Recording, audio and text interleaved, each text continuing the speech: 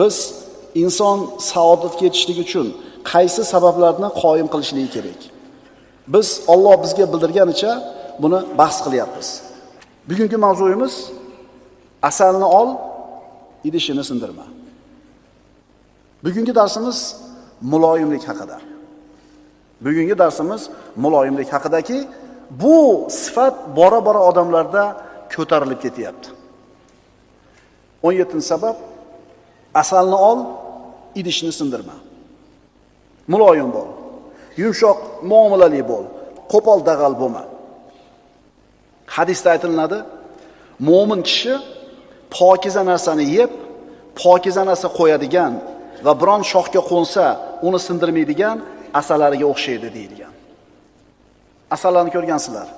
Gulga shunday uchib keladida, shu bir nozik xilqatli bo'lgan, baklari napiz bo'lgan gulga qo'nadi, shirasini oladi, uchib ketadi, gulga aziyat bermaydi, ozor bermaydi. Mo'min odamning muomalasi shunaqa bo'ladi. Odamlar bilan muomala qiladi, odamlarga aziyat bermaydi. Qaysi bir ishda muloyimlik bor bo'lsa, shu ish chiroyli bo'ladi. Qaysi ishda muloyimlik yo'q bo'lsa, shu ish xunuk bo'ladi. So'zingiz muloyim, yuzingizda doim tabassum, chehrangiz ochiq. Bu baxtli insonlar kiyadigan libos. Muloyimlik, birodarlar, mo'minning sifati. Mo'min asal ariga o'xshaydi. Gulga qo'nadi, ichidagi shirasini oladi, ammo gulni sindirib qo'ymaydi. Chunki Alloh taolo qo'pollikka bermagan narsani muloyimlikka beradi. Payg'ambarimiz sollallohu alayhi vasallam aytadilar: "Innalloha rafiqun yuhibbur rifqa fil amri kullihi." Alloh muloyim, yumshoq, muloyim zot. Har bitta ishda muloyimligini yaxshi ko'radi. Payg'ambarimiz sollallohu alayhi vasallam Robbisini mana shunday sifatladi.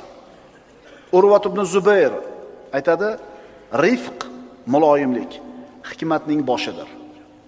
Hamma yaxshiliklar muloyimlikda bo'ladi. Muloyim inson maqsadiga albatta yetadi. Bugunmi, ertagami muloyimmi, maqsadiga yetadi. Hayotni qaramaysizmi? Qilayotgan hamma ishimiz muloyim bo'lsa baraka topamiz. Muloyimlik bilan yondasak ishlarimiz oxiriga yetadi. Bir ko'chatni yerga ko'chiring. Gul bo'lsin, daraxt bo'lsin. Suvni keragicha muloyimlik bilan bo'lib ozgina quying, unib o'sadi, baraka topasiz. Endi quyib tashlang boshdan, paqillab suvni. Nima bo'ladi? O'smaydi yoki qurib qoladi. Kiyimingizni muloyimlik bilan yechsangiz yirtilmaydi, uzoqqa boradi. Agar qo'pollik bilan charchat yechsangiz nima bo'ladi? Tezda tugaydi. Shuning uchun hayotimizda, birodarlar, har lahzasida muloyimlikka muhtojmiz. Bu darsga nima aloqasi bor demaysizmi? Muloyim inson saodatli bo'ladi. Ana. Muloyim inson baxtli, saodatli bo'ladi. Tabiblar ham muloyimlik bilan yondashish kerak o'zini ishiga. Jarroh. O'zbekchasi qanaqa? Xirurg.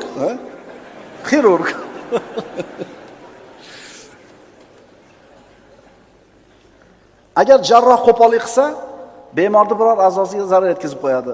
Bir tomirini kesib qo'yadi, shol bo'lib qoladi. Bitta tomirini kesib qo'yadi, qo'pollik qilib, miyasida bo'ldi, gapirmay qo'yadi. Ayrim shaharlarning gul bog'lariga kirib ketyapsiz, yozib qo'yar ekan, sekinroq yur, muloyim bo'l. Chunki potur-putur qilib qo'pollik bilan kirsa, ancha-muncha gulni tepalab pachaqlab qo'yar ekan, o'zi sezmas ekan. Payg'ambarimiz sollallohu alayhi vasallam o'zi muloyim zot bo'lganlar. Mana biz kimga taqlid qilishimiz kerak? Mashhur qissa, Nabiy sollallohu alayhi vasallam sahobalari bilan masjidda o'tirar ekanlar, bir arobiy kirdida masjidni devoriga qarab bavul qilib qoldi. Sahobalar yoqasidan o'sha bo'g'ib shu siydigini to'xtatmoqchi bo'lishdi, to'xtadi, payg'ambarimiz tek qo'yinglar, bo'shanib olsin dedi. Sahobalar qo'pollik qilishdi. Rasululloh muloyimlik qildilar. Haligi arobiy ishini bitirib bo'lganidan keyin Rasululloh sollallohu alayhi vasallam bir paqirda suv quyib yuboringlar. Shunday qilishdi. Keyin arobiyni payg'ambarimiz chaqirib turib, "Ey falonchi, bu Allohning uyi, bu masjid, bu yerda bunday ish qilish mumkin emas" deb tushuntirdilar. Mana shunday bir muloyim muomalani natijasi qanaqa bo'ldi? Ta'siri qanaqa bo'ldi bu arobiyga? U dedi: "Ey Alloh," dedi, meni jannatga kirit, Muhammadni jannatga kirit, boshqa hech kimni jannatga kiritma dedi. Muloyimlik. Muloyimlik. Birodarlar, muloyim kishini hamma yaxshi ko'radi. Qalblar muloyim insonlarga bog'lanadi. Alloh azza va jalla Rasulullohni maqtab nima dedi? Rasulullohning atrofida sahobalar nima uchun jamlanganligini tushuntirdi bizga. Astagfirullah, fabima rahmatin minallohi lintalahum. Alloh tomonidan bir marhamat sababli o'zingizga sahobalaringizga muloyim bo'ldingiz. Demak, Rasulullohning muloyim bo'lishligi Allohning sahobalarga bergan rahmati edi. Walau kunta faddan ghalidal qalb lam faddu min hawlik. Ey Muhammad alayhisalom, agar siz qo'pol, qattiq dil bo'lganingizda edi, albatta atrofingizdan tarqalib ketishgan bo'lar edi. Demak, atrofimizda odamlar jamlanishligini, odamlar bizga ulfat bo'lishini xohlasak, buni siri bitta ekan. Nima ekan? Muloyim bo'lish kerak. Hammanglar ham amakilaringlar, tog'alaringlar bo'lgan ukalar. Qaysi tog'alarni yaxshi ko'rardinglar, qaysi amakilarni yaxshi ko'rardinglar? Savol. Shu ko'chadan siz o'tdingiz, shu loyni tepaladingiz. Endi siz o'zingiz amaki, o'zingiz tog'a bo'ldingiz. O'zingiz qanaqasiz endi? Shunday bir odamlar bor, agar ular bir majlisga kirib kelsa, hamma xursand bo'lib ketadi. Hamma ularga tikiladi. Qalblar ularga kelishi bilan tiriladi, ko'ngillar yoziladi. Chunki bu odamlar o'zlarining so'zida odamlarga mahbub bo'lishgan. Oldi berdi, keldi ketdilarida hammaga manzur yoqimli, chunki ular muloyim insonlar. Birodar, saodat istayapsanmi? Muloyim bo'l. Do'stlarni kasb qilish, qalblarni o'ziga rom qilish, bu bir shunday bir fan, ilmki, bu ilmga ulug', oliyjanob, kamtar insonlargina ega bo'ladilar. Muloyim insonlar ega bo'ladi. Agar bunday odamlar hozir bo'lsa, ularning kelishligi odamlarga xursandchilik. Agar yo'q bo'lsa, ular haqida odamlar so'rab surishtiradi. Falonchi bormi? Po'kinchi bormi? Haqqiga duolar qilinadi. Ular mana shunday bir maqom martabaga qanday yetgan, bilasanmi, birodar? Ularni, bu insonlarni, bu baxtli insonlarni, bu muloyim insonlarni axloqiy dasturi bor. Mana shu axloqiy dasturni mahkam tutgan. U qaysi dastur demisizmi? Idfa billati hiya ahsan fa idalladhi baynaka va baynahu adawatun ka'annahu waliyyun hamim. Mana shu oyatni o'zlariga nima qilgan? Dastur qilib olishgan ular. Oyatda shunday deyiladi. Siz har qanday yomonlikni eng go'zal so'zlar bilan daf qiling. Shunda banogoh siz bilan o'rtalaringizda adovat bo'lgan kimsa qaynoq do'st, sodiq do'st bo'lib qolur. Ya'ni bunday odamlar odamlardan keladigan aziyatlarga muloyimlik bilan javob beradi. Odamlardan kelayotgan noo'rin so'zlar, noo'rin muomalalarni yutadi, o'tkazib yuboradi. Chiroyli muomala qilib qo'yadi, natijada boyaga unga yomonlik qilayotgan, qo'pol gapirayotgan, dushmanlik qilayotganlar ularning do'stiga aylanadi. Yomonliklarni unutishadi, yaxshilikni eslab qolishadi. Ularga nisbatan noo'rin, qabih so'zlar aytiladi, ularning yonidan o'tib ketadi, ammo quloqiga kirmaydi. Borsa kelmas tarafga qarab ketaveradi. Mana shu dasturni ushlagan muloyim odamlar doim qalbi rohatda bo'ladi. Odamlar ulardan omonda bo'ladi. Musulmonlar ulardan salomat bo'ladi. Arabiy maqol: "Man lanat kalimatuhu wajabat mahabbatuhu." Kimning so'zi muloyim bo'lsa, uning muhabbati odamlarga vojib bo'ladi. Bu degani muloyim gapirgan odamni hamma yaxshi ko'radi degani. Siz holima yaxshi ko'rib qolasiz bu odamni muloyim gapirganligi uchun. Mana sahobalar nima qilishdi, Rasululloh nima qildilar? Kimni yaxshi ko'rib qoldi Arobiy? Abu Hamid G'azzoliy aytadi, muloyim so'zlar toshdek qattiq qalblarni yumshatadi. Qo'pol, dag'al so'zlar esa ipakdek muloyim qalblarni qotirib tashlaydi.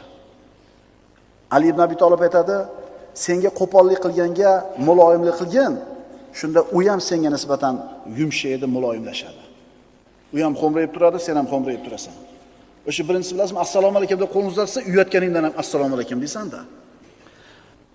Rasululloh sallallohu alayhi vasallam aytadilar, al-muslimu man salima al-muslimuna min lisanihi va yadihi. Haqiqiy musulmon kim? Musulmonlar uning tilidan va qo'lidan salomat bo'lgan kishilar. Mashinasidan salomat bo'lgan kishilar biz zamonimizda.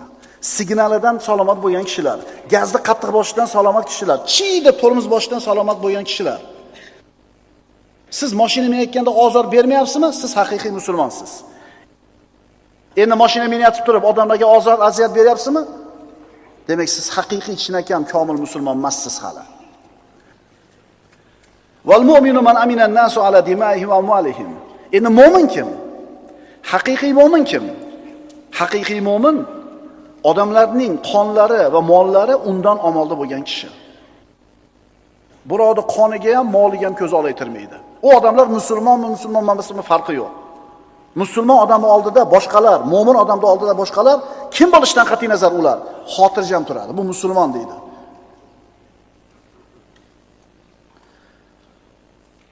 Hamma ishlar muloyimlik ustiga qurilgan. Hadisda aytildi, qaysi ishda, qaysi narsada muloyimlik bo'lsa, shu ish chiroyli bo'ladi. Qaysi ishda muloyimlik yo'q bo'lsa, shu ish xunuk bo'ladi. Hatto birodar, shariatning hukmlarini bajarishda ham sen o'zing nafsing bilan muloyim bo'lishing kerak. Chunki agar sen nafsingga muloyimlik bilan muomala qilmasdan, qattiq shiddatni o'zingga odat qiladigan bo'lsang, sen shariat amallarini qilishlikdan to'xtab qolasan. Ibn Hajar rahimahulloh aytadiki, kimda kim diniy amallarni bajarishda g'uluv ketsa, chuqur ketsa, muloyimlikni, rifqni tark qilsa, shubhasiz o'zi ojiz qoladi va amallardan mag'lub bo'lib to'xtab qoladi. Uzoqqa bormaydi. Hamma muloyimni yaxshi ko'radi. Alloh azza va jalla hamma ishda muloyimni yaxshi ko'radi. Kim muloyimlikni yaxshi tark qilgan bo'lsa, hamma yaxshiliklardan mahrum bo'ldi. Muloyim kishi, muloyim insonga do'zax o'ti harom. Birodar, agar seni Alloh tabiatini muloyim qilib qo'ygan bo'lsa, muloyimlik tabiatingga joylangan bo'lsa, sen katta bir xayriyatga ega bo'lsan.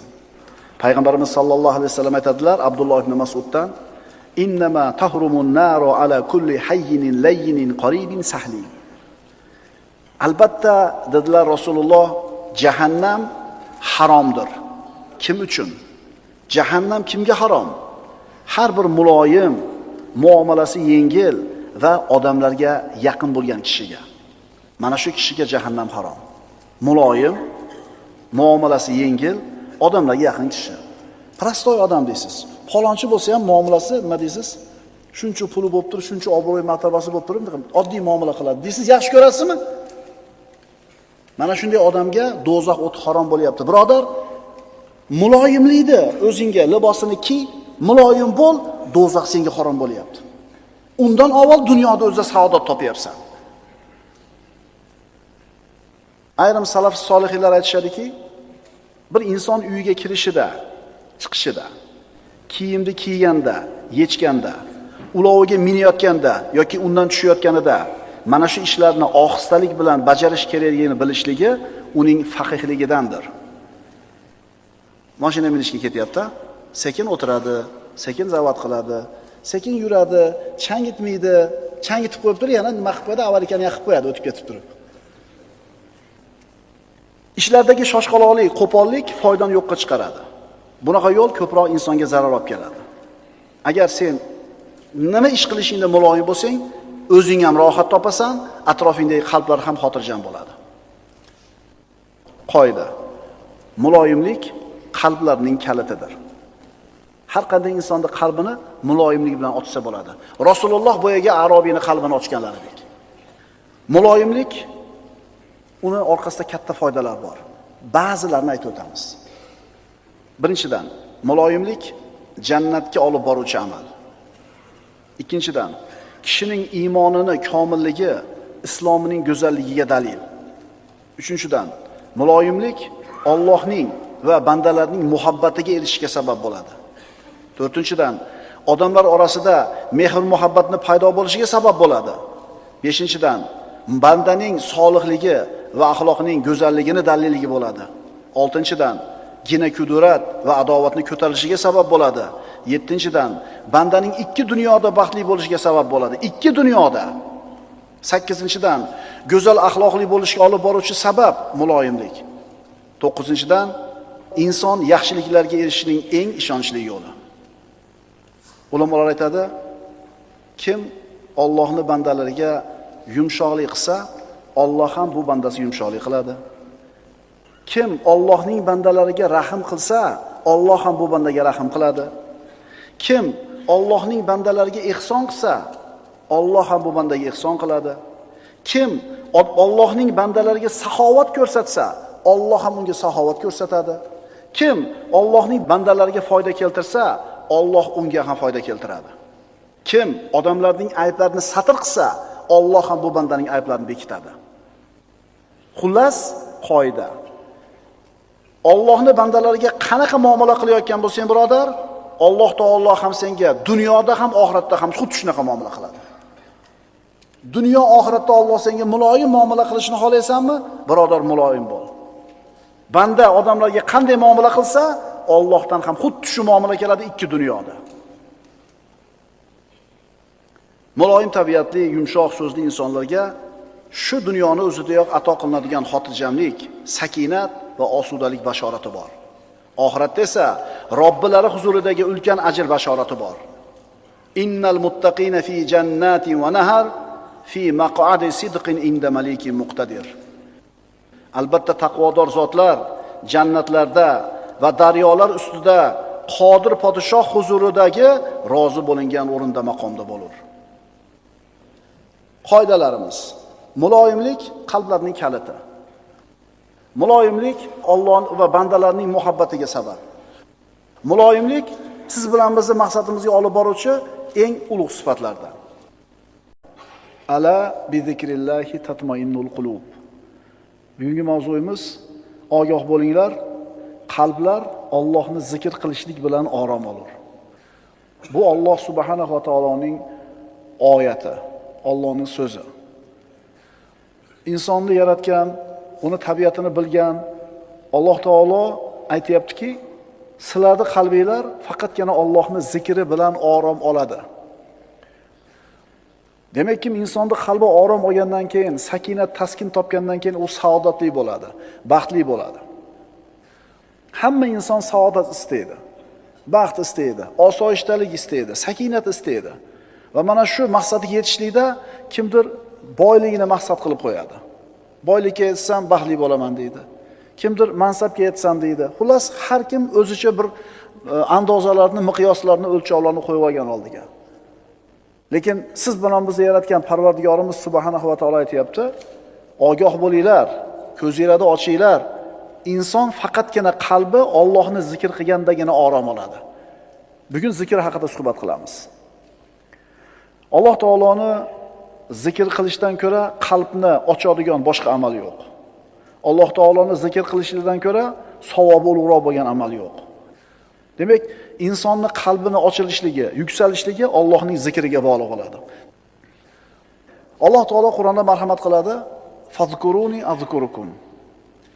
Ey bandalar, meni eslanglar, meni zikr qilinglar, men sizlarni eslayman. Bilasizlarmi? Yer yuzida bir jannat bor. Allohning zikri degan jannat. Allohning zikri bu yerdagi jannat. Kim mana shu yerda yashab turib shu jannatga kirmagan bo'lsa, oxiratdagi jannatga kirmaydi. Ilm majlisi, Qur'on tilovati, Allohning zikri bo'lgan halqalar.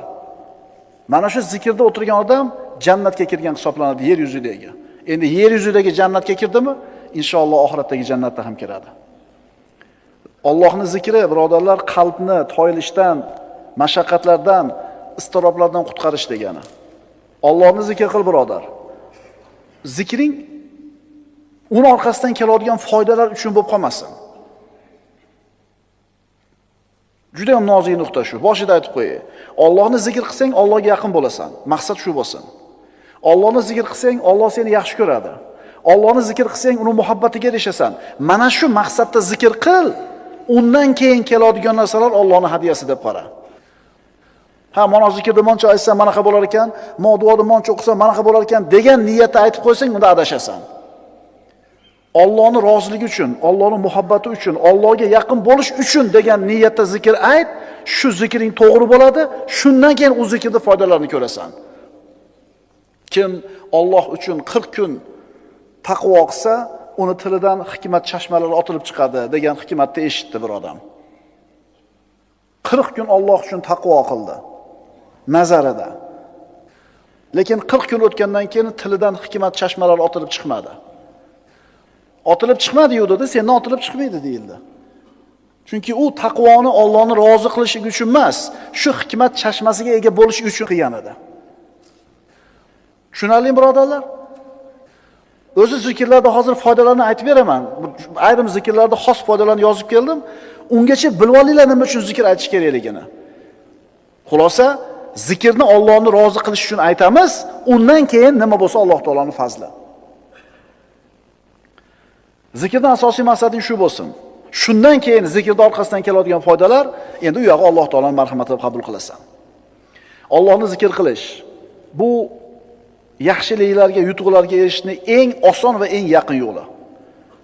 Zikrning nima foydalari, qanday ulkan foydalari borligini bilmoqchi bo'lsang, kitob va sunnatga nazar sol, shuni o'zi kifoya qiladi. Sen birodar har kuni zikr malhamini olib, sinab ko'rib, shifoga erishgin. Allohni zikr qilish bilan qo'rquv, xavotir, g'am, qayg'u bulutlari tarqaydi. Allohni zikri bilan mashaqqat, kulfat, afsus tog'lari surilib ketadi. Zokirlarning qalblari osoyishta, osuda va xotirjam. Bundan ajablanma. Allohni ko'p zikr qiladiganlarning hayoti osuda ekanligidan ajablanma. Buning o'rniga sen Allohni zikr qilmay yurgan g'ofillar qana qilib yashayapti-kin deb hayron bo'l.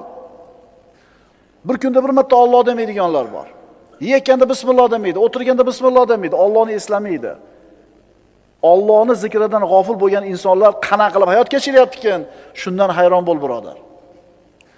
Alloh taolo aytadi: "Amwatun g'ayru ahya va ma yash'uruna ayyana yub'asun."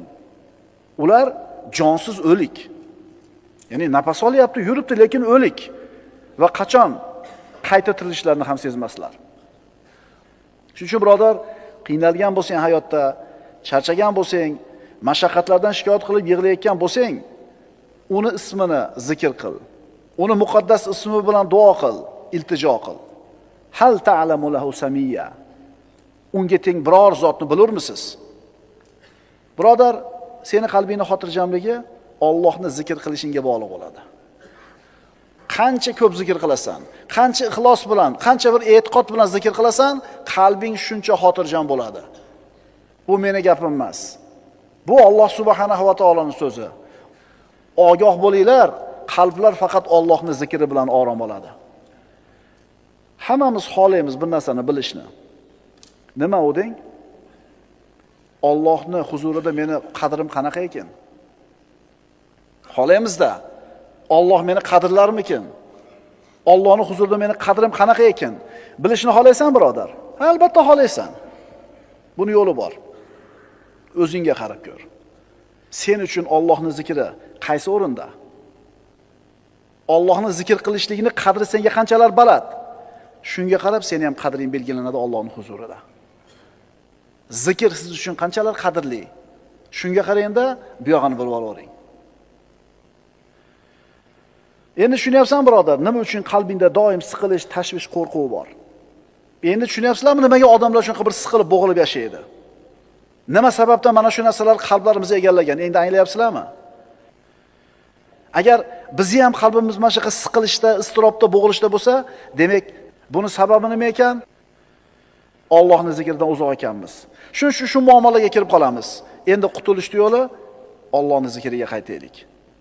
Voy birodarlar, zikr shunaqa zo'r ibodatki, uni vaqti yo'q.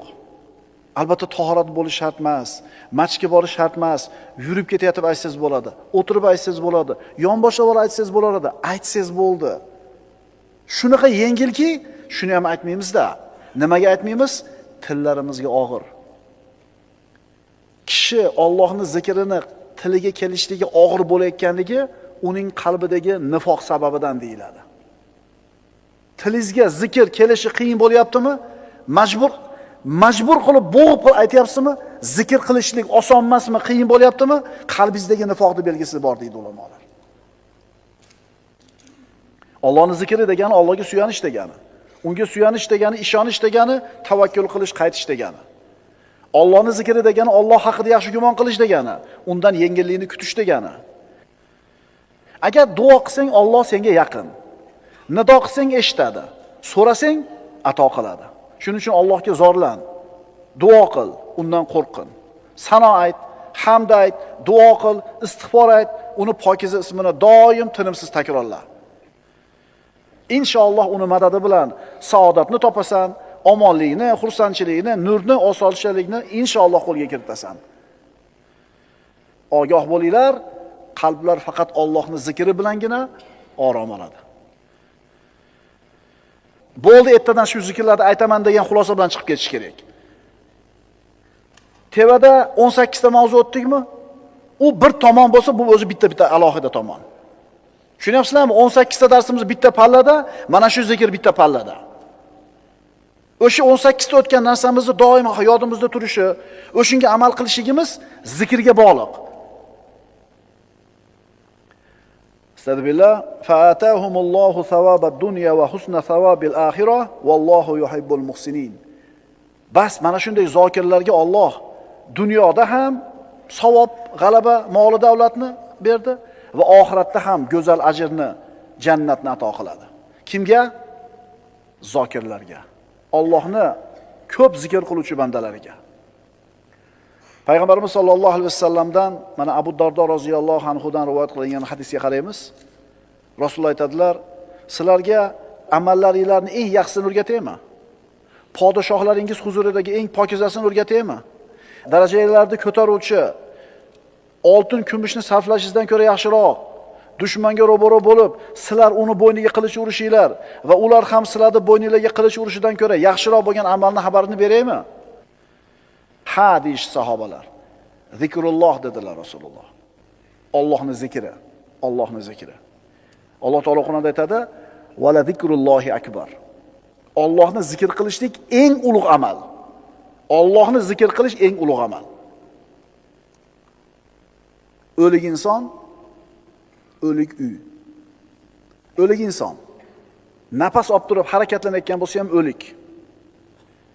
Qalbingda qo'rquv, xavotir, vahima, siqilish bormi? Bu nima sababdan shular bor, bilasanmi? Payg'ambarimiz sollallohu alayhi vasallam aytadilar: "Masalul ladzi yazkuru robbahu val ladzi la yazkuru robbahu kamasalil hayyi val mayyiti." Buxoriydan. Robbisini zikr qiladigan odam bilan Robbisini zikr qilmaydigan odamning misoli tirik bilan o'lik odamning misoliga o'xshaydi. Nafas olib yurgan bo'lsa, yo Allohni zikr qilmaydigan bo'lsa, bu odam o'lik deyapti payg'ambarimiz. Endi bu o'lik qalbda qadam xursandchilik bo'lsin. Bunaqa o'lik qalbda qadam bir osoyishtalik, sakinat bo'lsin.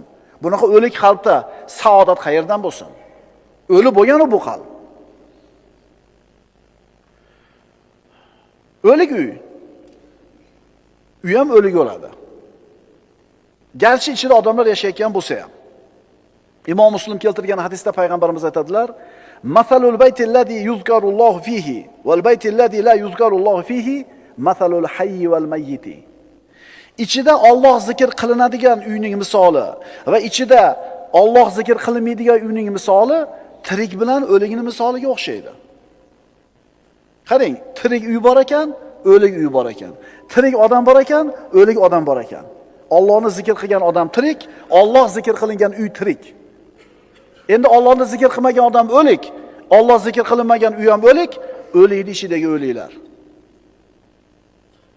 Uyingda birodar baraka yo'qmi? Osoyishtalik, sakinat yo'qmi? Qarab ko'rchi, uyingda Allohning zikri bormikin? Yo'q. Ko'pchilik uylarda Allohning zikri yo'q. Unda nima bor uylarda? Sanaymiz. Konsertlar, futbollar, masxarabozlarning tomoshalari, seriallar, oldi qochdi shoular. Agar seni birodar uyingda faqat shular bo'layotgan bo'lsa, sen qaysi saodatni uyingdan istayapsan, birodar? Bunaqa Allohning zikri bo'lmaydigan uyda qanaqa sakinat bo'lishi mumkin? Axir bu uyga shaytonlar to'lib bo'lgan u. O'lik uyning ichidagi o'lik odamlar. Bir odam Alloh taolodan duo qilib bir hojatlarni so'raydi. Yana boshqa bir banda Allohni shunaqa ko'p zikr qiladiki, doim tili zikrda, zikr shunaqa band qilib qo'yganki, nimani so'rashligi esdan chiqib qoldi. G'ami, kamchiligi esdan chiqib qoldi. Endi buni holati nima bo'ladi?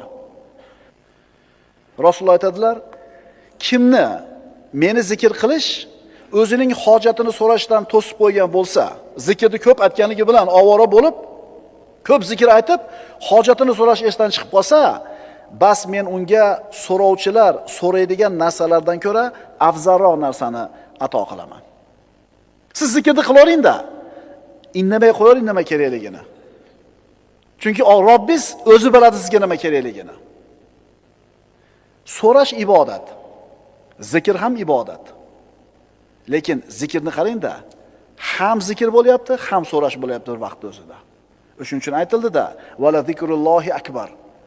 Allohning zikri eng buyuk amal. Alloh taolo aytadi: "Men bandamning men haqidagi gumonidaman. Agar u bandam meni zikr qilsa, men u bilan birgaman. Agar u meni o'zining nafsida zikr qilsa, men ham uni o'z nafsimda zikr qilaman." Alloh sizni zikr qilishi nima, bilasizmi siz? Aqlingiz bavar qiladigan narsa emas. Siz aqlingiz yetmaydi.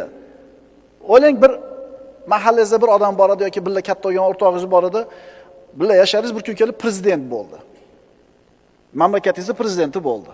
Keyin rosa mansabda cho'qqisida turgan paytda bir intervyusida sizni esladi. Men maktabda o'qigan paytimda falonchi o'rtog'im bo'lardi. Shu mana fandan menga yordam berardi desa, bilasizmi qanday baxtli his qilasiz o'zingizni? Chunki sizni kim zikr qildi? Kim esladi sizni? Prezident. Endi Alloh sizni zikr qilsa, bilasizmi nima bu siz uchun? Bu sakinat, osudalik, barakot, saodat. Agar banda meni o'zini nafsida zikr qilsa, men o'zimni nafsimda zikr qilaman. Agar meni o'sha bandam bir majlisda, maloda, bir jamoat ichida zikr qilsa, men u bandamni ularning majlisidan ko'ra yaxshiroq bo'lgan majlisda zikr qilaman. Maloil a'lo, maloikalarning majlisida zikr qilaman deyapti Alloh taolo. Alloh sizni zikr qilsa, birodar, bilasizmi sizga nima bor? Rahmat, qo'llashi, inoyati, panohi degani. Banda Allohni zikr qilsa, Alloh shu banda bilan birga bo'ladi. Alloh siz bilan birga bo'lishini xohlasangiz, Allohni zikr qiling. Qo'llab-quvvatlaydi. Yana nima kerak sizga boshqa? Nima kerak yana sizga boshqa? Allohga sen banda zikrni ko'p aytib, unga yaqin bo'lganing sari Alloh ham senga yaqin bo'lib boraveradi. Payg'ambarimiz aytadilar: "Sabaqal mufarridun." Mufarridlar o'zib ketdi hammadan. Aytishdiki: "Ya Rasululloh, mufarridlar kim?" Rasululloh aytdilar: "Az-zakirunalloha katiran va zakirat." Imom Muslimdan. Allohni ko'p eslaydigan erkaklar, Allohni ko'p eslaydigan ayollar. Mana shular o'zib ketishdi. Hamma narsada o'zib ketishdi. Mana endi zikrda qanchalar muhim narsa ekanligi va qanchalar oson, qulay narsa ekanligi, maqsadimizga yetkazadigan eng oson va qulay yo'l ekanligini tushundik. Mana endi ayrim zikrlarning fazilatini aytib beraman. Nimaga aytmayapman shu zikrni men deysiz? Abu Umoma Bohili roziyallohu anhuning hadisi. Abu Dovuddan keltiriladi. Kunlari birida Abu Umoma Bohili roziyallohu anhu masjidda namozdan bir tashqari vaqtda ko'p o'tiradigan bo'lib qoladi. Rasululloh buni kuzatib turib, "Ey Abu Umoma, nimaga bu ko'p o'tiribsiz namozdan tashqari vaqtlarda?" deganida hali sahoba boshini egib o'tiribdi-da, "Ya Rasululloh, g'amlarim ko'p, qarzlarim ko'p" deydi. Kimi g'ami yo'q? Kimi g'ami yo'q? Boyda ham, kambag'alda ham g'ami bor. Kambag'al qarzni to'lamay g'amda bo'lsa, boy haqini undira olmay g'amda. To'g'rimi?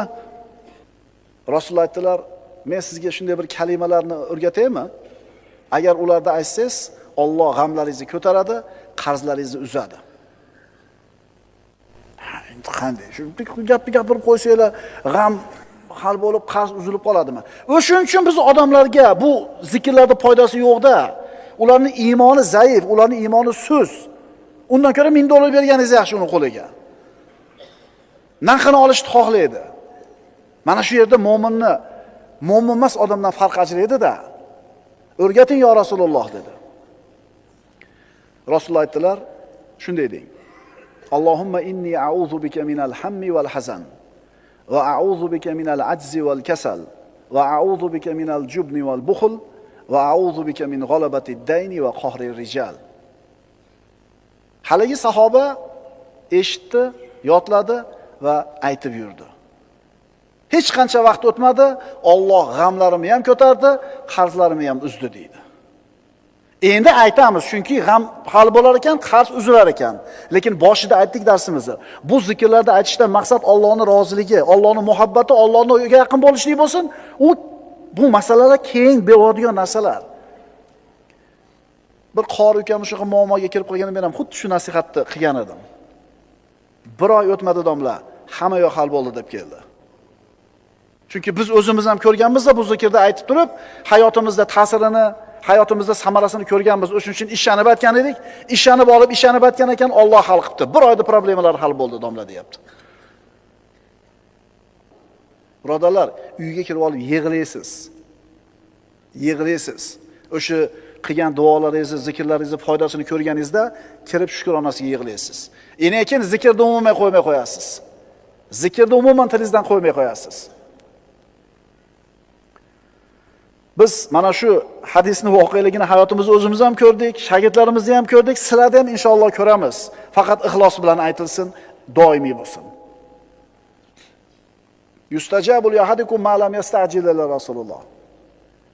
Shoshilmasanglar duolar ijobat bo'ladi. Qanday qilib shoshilamiz yo Rasululloh? Rasululloh aytdilar, sizlardan bittanglar Allohga duo qiladi, keyin aytadi, duo qildim, Alloh ijobat qilmadi deydi. Mana shu odam shashiltirdi, endi buni duosi ijobat bo'lmaydi. Istig'forning ayrim foydalari. Nuh alayhissalom o'zini qavmini 950 yil da'vat qildi. Va ularga Robbilariga istig'for aytishlikni buyurdi. Avvalambor gunohlarga mag'firat. Men dedimki, Parvardigoringizdan mag'firat so'ranglar, albatta u o'ta mag'firatli bo'lgan zotdir. Ikkinchisi, yomg'ir yog'ishiga sabab. Yursilis sama alaykum midrora. U zot ustinglarga osmondan yomg'ir yog'diradi. Rizqmi, barakami? Uchinchi foydasi, moli dunyo, farzandlar bilan quvvatlaydi. Va yumdidkum bi amwalin va banin. Va sizlarga moli dunyo, bola chaqa bilan madad beradi. To'rtinchi foydasi, bog' bo'stonlarga sabab bo'ladi. Va yaj'alakum jannatin. U Alloh sizlarga bog' bo'stonlarni beradi. Beshinchi foydasi, daryolarda suvni serob bo'lishiga sabab. Va yaj'alakum anhara. Sizlarga oqar daryolarni ato qiladi. Bitta istig'forga. Oltinchi foydasi, jismoniy quvvatingga quvvat bo'ladi istig'forni ko'paytishing. Va yazidukum quvvatan ila quvvatikum.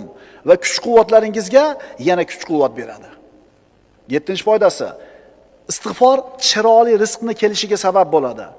Yumatti'ukum mata'an hasanan ila ajalin musamma. U Alloh sizlarni ma'lum muddatgacha chiroyli rizq bilan bahramand qilur. 8-foydasi, har bir fazl egasining fazliga erishishiga sabab bo'ladi. Va yu'tikulladhi fadlin fadlahu. Va har bir yaxshilik sohibiga yaxshilik mukofotini berur. 9-si, balolarni daf bo'lishiga sabab bo'ladi istig'for. Va ma kana Allohu mu'azzibahum va hum yastaghfirun. Modomiki ular istig'for aytib turar ekan, Alloh ularni hargiz azoblamaydi. Sanab chiqamiz, kelinglar. Istig'forning birinchi foydasi gunohlarga mag'firat. Yomg'ir yog'ilishiga sabab, moli dunyo, bola chaqa, bog' bo'ston, daryolar, quvvat, chiroyli rizq, har bitta fazl egasi fazlini oladi, balolarni daf bo'lishi. Bitta istig'for uchun yana nima kerak sizga? Yana nima kerak? Nimada yuribsiz o'z ko'chada? Bola, chaqa, tirikchilik, hammasi istig'forning ichida turibdi. Quvvatda yurmayapsiz ko'chada, quvvat ishida ekan. Daryo, yomg'ir, bog'roq nimani evaziga berilyapti? Voy, men nima qilib yuribman istig'for aytmasdan degan xayol keldimi kallanglarga? Astagfirullohal azim va atubu ilayh. Astagfirulloh va atubu ilayh. Astagfirulloh. Qaysinisi tilingizga qulay? Ketkuchi aytib keting shuni mashinada uyingizga. Ishga ketkuchi aytib keling. O'tirib ayting, turib ayting, ishga ketayotib ayting, yurib ketayotib, kiyinayotib ayting, zikr ayting birodar. Bilasizmi zikr nimaga o'xshaydi? Tuyaydagi gul qurishni boshlaganda suv qo'yasiz, u gul yashnaydi. Ana shu gul siz bilan bizning qalbimiz. Ana shu quyilayotgan suv Allohning zikri. Shuning uchun aytdik, Allohni zikr qilayotgan odamni qalbi xotirjam, osoyishta bo'lganiga hayron bo'lma.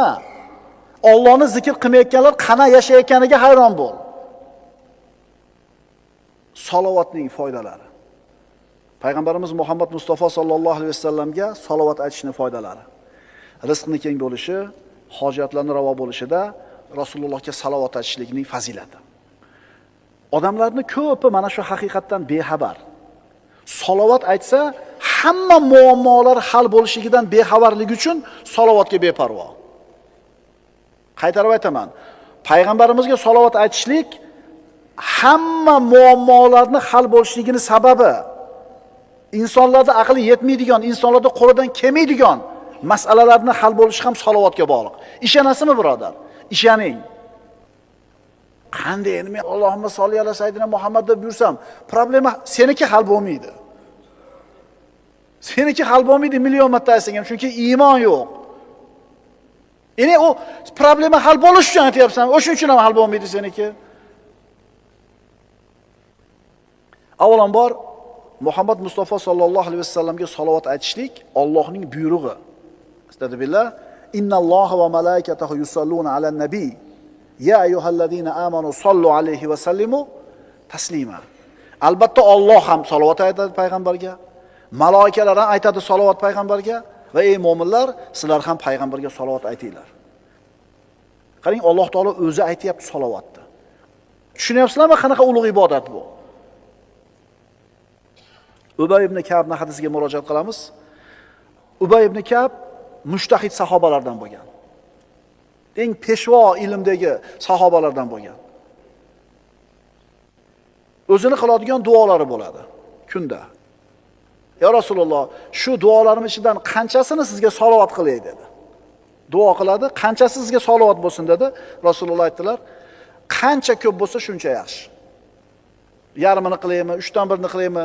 Payg'ambarimiz qancha ko'p bo'lsa shuncha o'zingga yaxshi deurdilar. Shunda Ubay ibn Ka'b aytdiki, unday bo'ladigan bo'lsa, hamma duoyimni sizga salovat qilib olaman dedi. Faqat salovat aytaman dedi. Mukofotni qarang. Rasululloh aytdilar, idan tukfa hammaka va yughfardan buka. Unday bo'lsa, bu ishingiz g'amlaringizga kifoya qiladi, gunohlaringiz mag'firat bo'lishiga sabab bo'ladi dedilar. Salovatni qancha ko'p aytsang, muammoing qolmaydi deyapti. Imom Bayhaqiy Shu'abul Iymonda Anas ibn Malikdan keltirilgan hadisda aytadi, kim payg'ambarimiz sollallohu alayhi vasallamga 100 ta salovat aytsa, Alloh taolo mana shu bandani 100 ta hojatini ravo qiladi.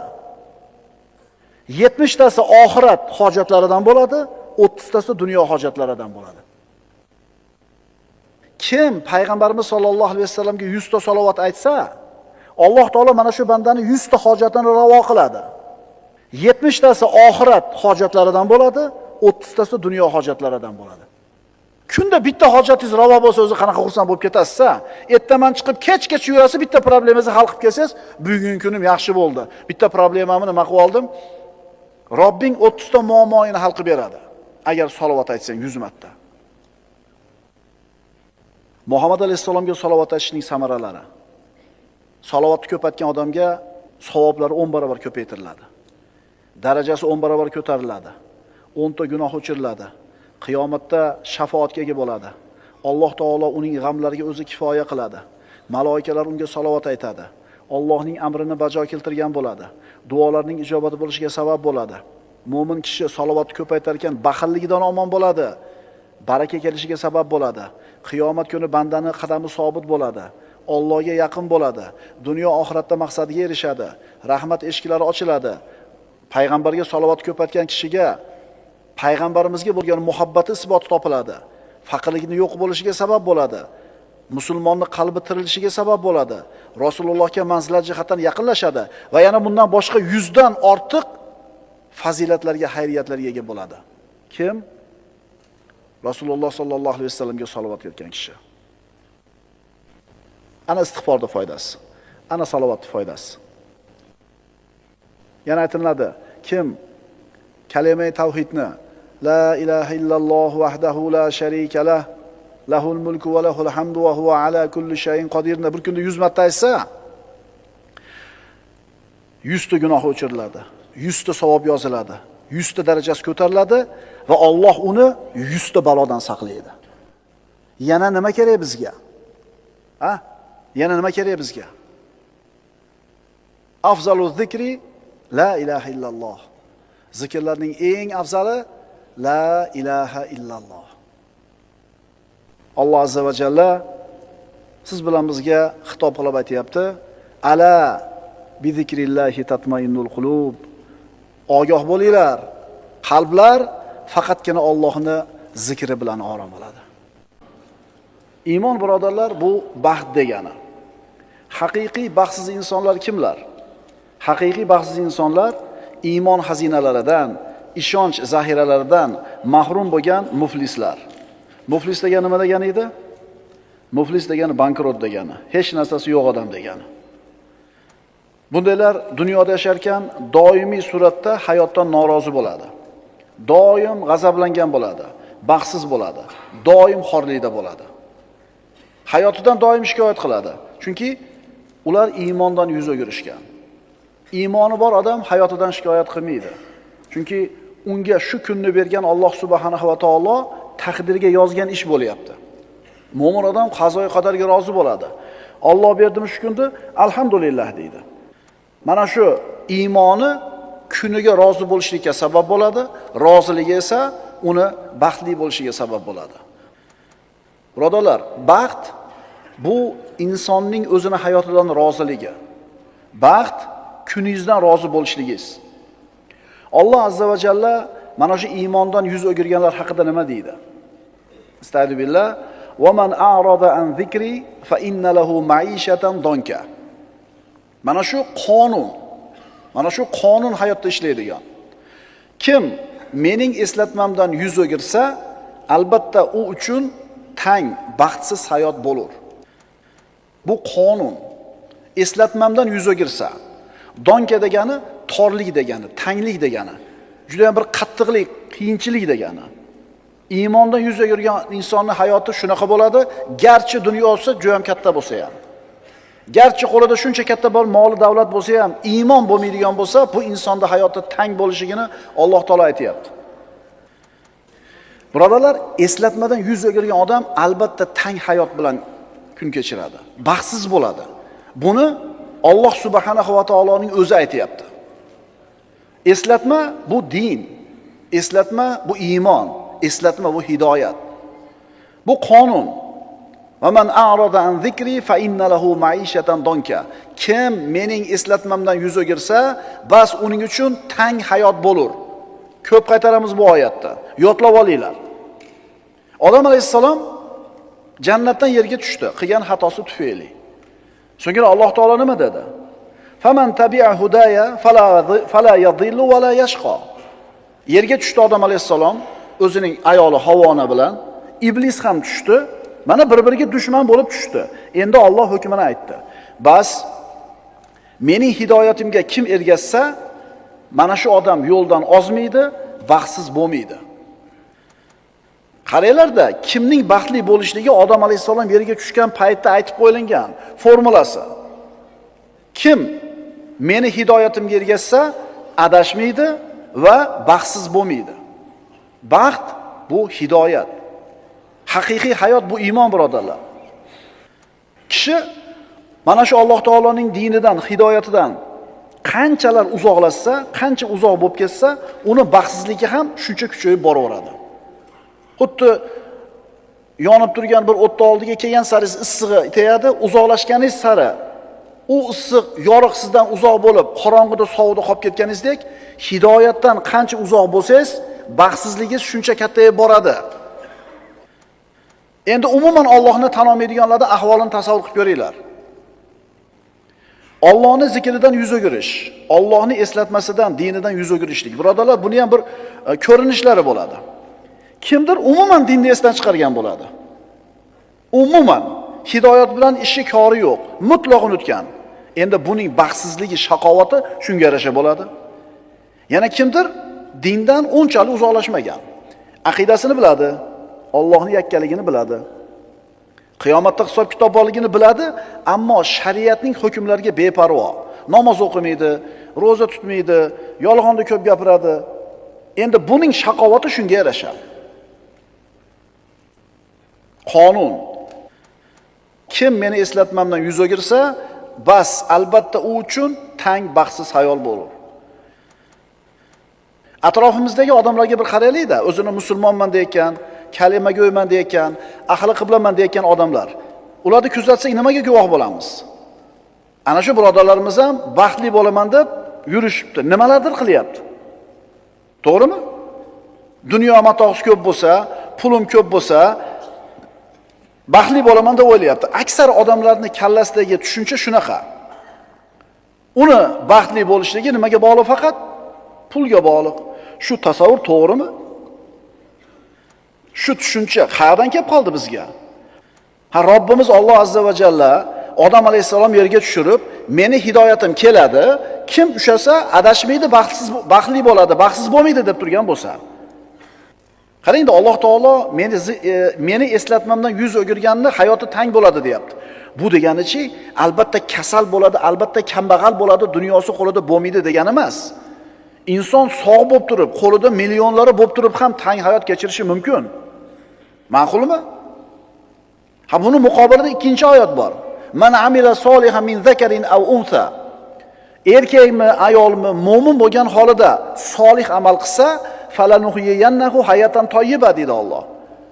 Biz unga pokiza hayotni beramiz deydi. Endi pokiza hayot degani albatta boy bo'ladi, sog'lom bo'ladi, sefarzand bo'ladi emas. Kambag'al bo'lib turib ham pokiza hayot kechirishi mumkin inson. Farzandi yo'q bo'lib ham pokiza hayot kechirishi mumkin. Mana shu dunyo matohi qo'lida bo'lmay turib ham inson saodatli yashashi mumkin. Qachon? Allohni eslatmasdan yuz o'girmagan bo'lsa. Shuning uchun bugungi darsimizning mavzusi hayot nima ekan? Iymon ekan.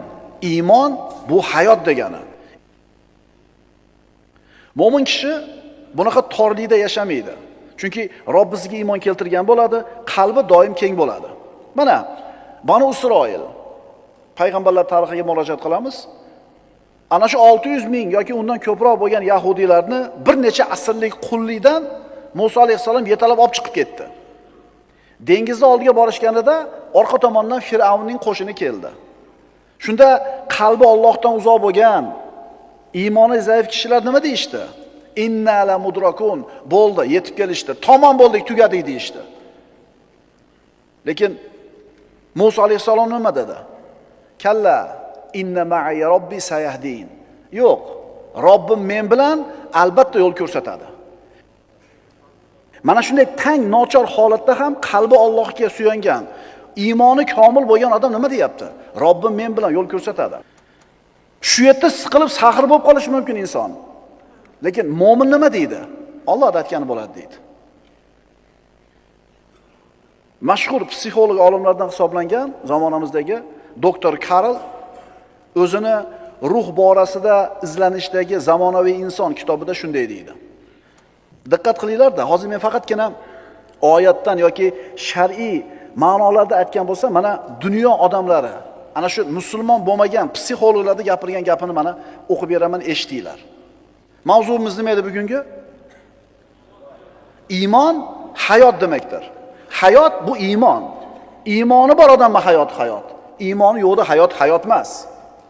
Vallazina kafaru yatamatta'una va ya'kuluna kama ta'kulul an'am wan-naru mathwan lahum. Alloh taolo hayot demayapti ularning hayotini. Vallazina kafaru, kofir bo'lgan insonlar yatamatta'una va ya'kuluna kama ta'kulul an'am. Xuddi chorva hayvonlari singari yeydi, chorva hayvonlari singari ne'matlanadi, boradigan joy jahannam deyapti. Birodarlar, ularning mashinalarini, dunyoviy maishati, hayotini zo'rligini ko'rib turib, mashinalarda hayoti zo'rda, qara, qara, bitta mashinasi chizilib qolsa sirasi yangi olar ekan. 30 ming yurgan mashinani eski der ekan. Mana hayot deyotganlar iymoniy hayot nima ekanligini bilmaydi-da. Ana shu psixolog aytadi. 30 yil davomida qabulimga dunyoni turli taraflaridan odamlar kelishdi. Kuchli psixolog. Yuzlagan bemorlarni davoladim. Ularning ko'pchiligi o'rta yosh, ya'ni 35 dan yuqori edi. Ularning orasida o'z muammosini diniy asosda hal qiladigan bironta ham odam yo'q edi. Hayotida bo'layotgan muammolarni din bilan, iymon bilan hal qiladigan bittasi ham yo'q. Nimaga muammoga keldi bular? Nimaga psixologga kelyapti? Chunki iymoni bo'lganida psixologga bormas edi. Nimaga psixologga borasan, aytchi? Domlaga aka, domla manaqa problem bo'lyapti. Nima tavsiya qiladi shariatimiz? Shariatda bunday deyilgan. Alloh taolaning taqdiri, rozi bo'lishing kerak. Shukr keltir. Alloh taolo senga musibatni bir narsani olib qo'ygan bo'lsa, Alloh undan kattani kechagi evaz Allohdan ana psixologni. Mana endi dunyoda ko'zga ko'ringan psixolog aytayaptiki, ana shu yuzlagan odamlarning aksariyat 35 dan tevada, o'rta yoshdagi, rosa kuch-quvvatga to'lgan payti, ularning ichida birontasi ham yo'q iymon bilan muammosini hal qiladigan. Yana bu psixolog aytadi. Shuni aytish mumkinki, bularning barchasi kasal. Chunki ular din, iymonli insonlarga ato qilgan narsani yo'qotishgan. Haqiqiy iymonni tiklab olmagan kishi aslo shifo topa olmaydi. Haqiqiy iymonni topmagan, tiklamagan odam shifo topa olmaydi deyapti. Bizda bormi haqiqiy iymon? Bizda susayib turadi. Domlalar gapirganda zo'r bo'lib qolamiz. 3-4 kun o'tgandan keyin susayib ketadi. Bu normalniy odamlar shunaqa bo'ladi o'zi. Chunki Nabiy sallallohu alayhi vasallam oldiga Hanzala roziyallohu anhu bilan Abu Bakr Siddiq kelishgan. Sizni oldingizda boshqacha olamiz, uyimizga borganda boshqacha bo'lib qolamiz deganda payg'ambarimiz aytganlar, "Lekin sa'atan fa sa'atan." Agar meni oldimdagi holat bilan ko'chada yura olganinglarda, iymoni shunday bir cho'qqisiga chiqqan holatda, farishtalar ko'zingizlarga ko'rinar edi va qo'lingizlarga qo'llarni berib ko'rishar edi. Lekin gohida unday, gohida bunday bo'ladi dedi. Demak, psixologning gapini qarang. Inson haqiqiy iymon degan narsaga ega bo'lmasdan turib, shifo topa olmaydi deydi. Oyatni qaytaramiz. Astagfirullah. "Va man a'rada an zikri fa inna lahu ma'ishatan donka." Kim mening eslatmamdan yuz o'girsa, bas albatta uning uchun tang, baxtsiz hayot bo'lur dunyoda. "Va nahshuruhu yawmal qiyamati a'ma." Oxiratda uni ikkala ko'zini ko'r qilib tiriltiramiz deydi. Oyatni o'qiymiz. "Sanulqi fi qulubil ladina kafaru ru'ba bima ashraku billah." Allohga sherik qilganlari sababli kofirlarning dillariga qo'rquv solajakmiz. Qarang, Allohga shirk keltirgan, Allohga iymon keltirmagan kofirlarning qalbiga Alloh qo'rquv solib qo'yadi. Doim qo'rquvda. Globalniy потепление qo'rquv. 12 qo'rquv. Yana nima qo'rquvlar bor? Dollarning kursi, koronavirus, yana nimalar bor? Bular doim qo'rqib yashaydi. Mo'min nima deydi? Hasbunallohu va ni'mal vakil deydi. Peshanamizga yozganidan oshchasi bo'lmaydi deydi. Ishonib aytyapsanmi faqat shu narsani? Yuragingni tag-tagidan aytyapsanmi shu narsani? Yozilgan bo'lsa, qayoqqa qochay? Yozilmagan bo'lsa, nimadan qo'rqay? Agar mana shu iymon sizning qalbingizda bo'lsa, siz baxtli insonsiz. Pulingizni qanchaligi muhim emas bu yerda. Oyatni o'qiymiz. Kim meni eslatmamdan yuz o'girsa, bas uning uchun tanglik hayoti bo'lur va biz uni qiyomat kunida ko'r holda tiriltirurmiz. Mana endi dunyoda tang hayot kechirib, ezilib, bo'g'ilib, pachag'i chiqib yashagan odam qiyomat kunida ko'r bo'lib tirilib turib aytadiki, "Qala robbi lima hashartani a'ma va qad kuntu basira." Parvardigor, nimaga meni ko'r qilib tiriltirding? Men ko'rardim-ku dunyoda. Alloh javob beradi. Qala kadhalika atatka ayatuna fanasitaha va kadhalika al-yawma tunsa. Alloh aytdi. Shunday. Biz senga bizning oyat mo'jizalarimiz kelganida ularni unutding. Bugun sen ham ana shunday unutilursan. Allohni unutuvdi, Alloh ham qiyomatni unutib qo'ydi. Alloh aytayapti davomida, haddan oshgan va Parvardigorining oyatlariga iymon keltirmagan kimsalarni mana shunday jazolaymiz. Dunyoda tang hayotni beramiz. Oxirat azobi esa shak shubhasiz qattiqroq va uzunroqdir. Xulosalaylik. Demak, iymon bu hayot. Iymon bu hayot. Hayot bu iymon. Iymoni yo'q odamning hayoti hayot emas. Iymonsiz odamlarning hayotini Alloh taolo hayvonlarning hayotiga o'xshatyapti. kim Allohni eslatmasidan, dinidan, shariatdan yuz o'girsa, uni bu dunyodagi hayoti tang bo'ladi. Muhim emas puli qanchaligi. Qalbdagi g'amni, qayg'uni, iztirobni, xavotirni faqat va faqat iymon ketkiza oladi. Birodarlar, nafsni faqat iymon poklaydi. Iymon xursand qiladi. Iymonsiz hayotda ta'mi yo'q. Faqat inson hayotda iymoni bilan saodat topadi. Xulosa, haqiqiy saodatni topish uchun insonga iymon kerak.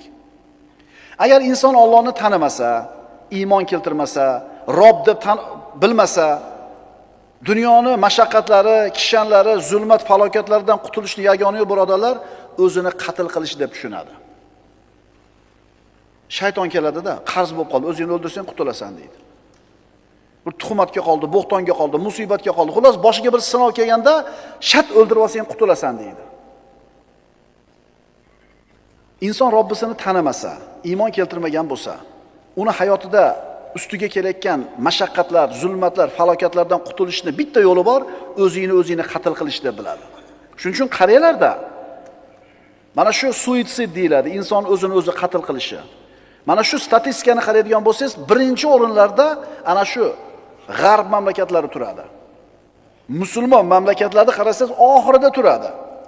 Endi ana shu birinchi o'rinda turgan g'arb mamlakatlarining ichida ham Skandinaviya o'lkalari turadi. Yevropaning turmush tarzi balandmi?